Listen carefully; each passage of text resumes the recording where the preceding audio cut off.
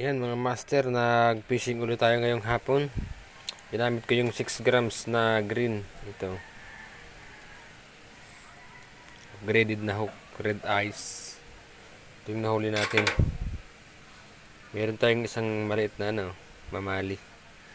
Thread pin sa amin. Tsaka isa, dalawa, tatlo, apat, lima, anim, pito. Pitong bugaong. Tsaka isa, dalawa, tatlo, apat, lima, anim, pito. Pito rin na tawag dito. Yung mga idol, oh. Ito, tsaka isa nito. Ito yung nakahuli mga idol, oh. Ito yung gamit natin. 6 grams na ginawa ko.